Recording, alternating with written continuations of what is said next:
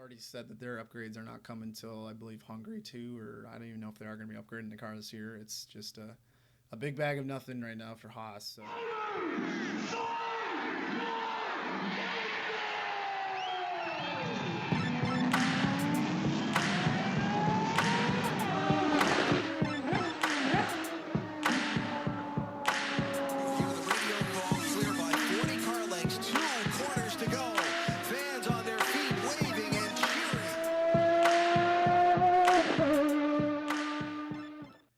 Hi guys, it's Matt Hickey from Pit Lane Parley here to discuss my thoughts on the first Austrian Grand Prix on the Formula One schedule.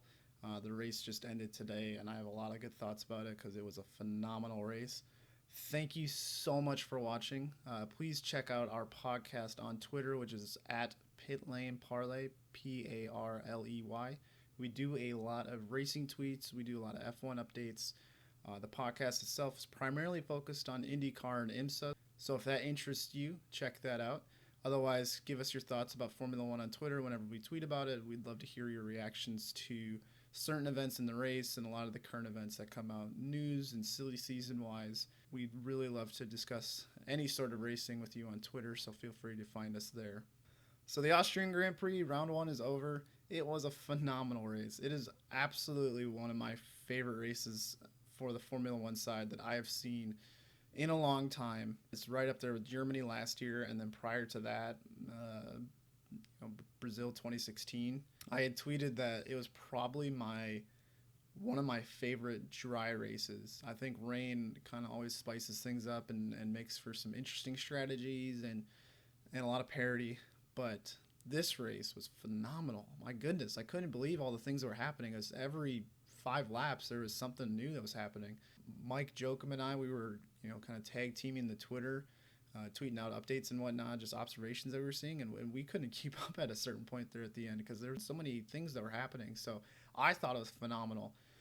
Shout out to Valtteri Bottas. He did a fantastic job, led every lap, didn't put a foot wrong. He was just driving his race, and he's got a lot of pressure on him this year, so to see him come out and do that was phenomenal. Charles Leclerc, holy cow, that Ferrari is not a good car. That Ferrari is trash at this point compared to what they're used to.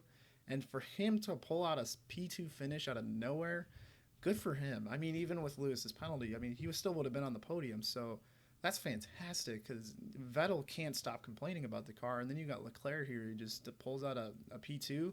Good for him. That's a really good start to his season and a really good sign that Ferrari does have their new number one driver for the future, so hopefully we can see that continuing even if Ferrari continues to struggle until they get their upgrades at Hungary. Lando Norris, I had some thoughts about him in the offseason pertaining to e-racing. Wasn't the biggest fan of how he handled the IndyCar e-race at the Indianapolis Motor Speedway. It's kind of one of those things where it's in the past because what he did this weekend was very consistent, and that last lap was incredible. It has to be the lap of a lifetime for him to close that gap to Lewis Hamilton with the 5-second penalty for him to finish. It was like 4.8 or 4.9 seconds back to claim P3.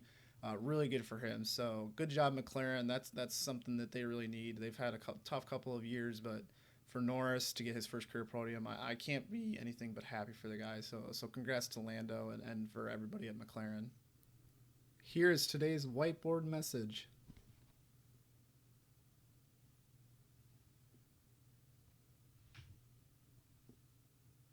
Lewis Hamilton, 4th.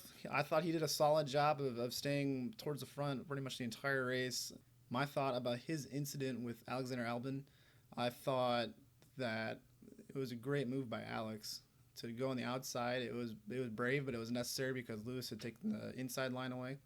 So he had to go on the outside if he wanted to make the move work, and he did. I thought he had executed it perfectly. He looked like 2 wheels on the left side were on the white line, so he was using pretty much the whole track. Wasn't infringing on Hamilton's space by any means, and I think Hamilton just understeered into him. So unfortunately, it ruined Alban's race. It took away Lewis's podium, but in that situation, I feel like the stewards got it right. I feel Hamilton deserved some sort of punishment, whether it was a 5-second, 10-second, I think a drive-through would have been a little harsh, but yeah, I definitely think they got that one right because I don't think Alban did anything wrong, and Lewis once again stole another podium from him. So it's a tough situation for everybody there, but we're really glad to see Alban kind of come out and show his pace and show that he is worthy of being at Red Bull after all, and hopefully they'll have a strong year.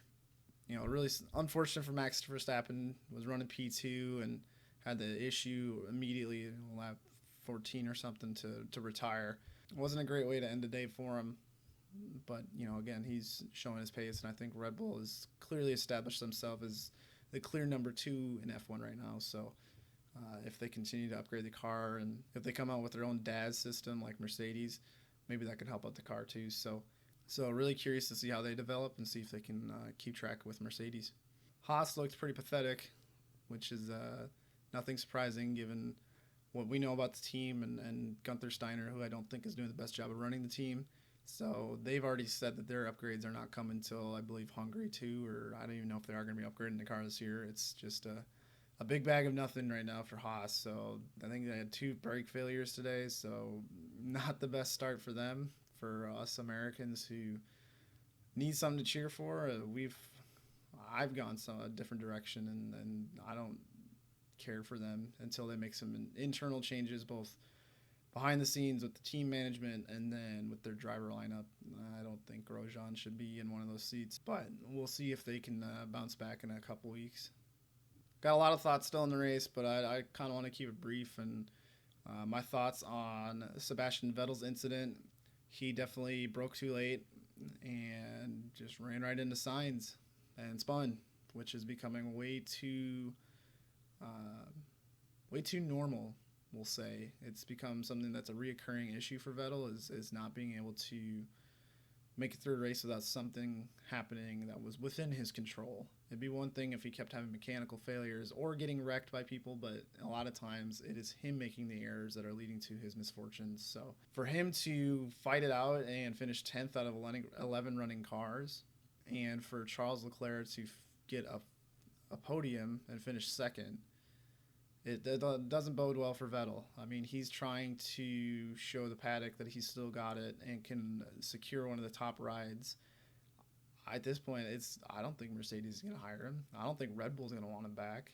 They kind of got their own thing going with their junior team and whatnot. So if there was a vacant seat at Red Bull, I don't know if they'd go with an Alpha Tauri driver. So could be Vettel, but that would be a questionable move on Christian Horner's part. So for Vettel, yeah, it's not looking great, and he really needs to show the paddock now more than ever that he can still do it. I mean, he's got all the accolades and all the success from 2009 to 2013, but since then it's just kind of been a little bit here and a little bit there, and so really needs to get it together in order to potentially salvage his future racing plans in Formula One. So those are my thoughts on the race. I'd love to hear your guys' feedback. What did you guys think of the race? Who was your driver of the day? Any surprises we're going to see at the next race at Austria? Are we going to kind of see a little bit of the same and a little different? My personal opinion as far as that one goes is that it will definitely be shaken up for the second race, given that 8 cars retired for this one. I really don't see that happening next week. But stranger things have happened, but it's been a heck of a start to the Formula One season. That's one of the best opening races that I can remember. So hopefully that continues, and maybe if the second race goes really well, maybe we should just have all 21 races at Austria. That might be the key to Formula One success here. Again, follow us on Twitter at PitLaneParley, Parley. Thank you so much for watching. More of these videos to come, and I hope you guys all have a great week.